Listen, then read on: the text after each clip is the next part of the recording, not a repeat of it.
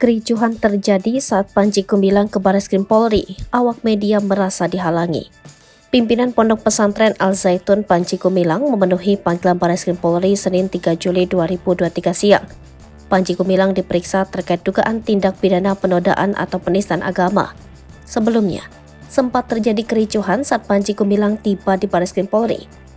Pantauan Tribunnews.com, Panji Gumilang tiba di Bareskrim Polri sekira pukul 13.50. Saat tiba, Panji Gumilang memilih bungkam dan hanya tersenyum sambil berjalan masuk ke gedung Bareskrim. Pimpinan Ponpes Al Zaitun itu datang bersama sejumlah pria tegap yang terlihat mengawalnya.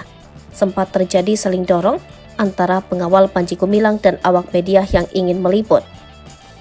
Awalnya rombongan awak media telah mengatur posisi untuk meliput dan mengambil foto Panji Gumilang. Namun, saat Panji mulai mendekati awak media, ada seorang pria berkemeja biru tua yang diduga dari kubu pimpinan Ponpes Al Zaitun itu merekam Panji Gumilang dan menghalangi awak media. Para awak media merasa dihalang-halangi untuk mengambil foto Panji Gumilang. Protes para awak media itu pun tak digubris kubu Panji Gumilang.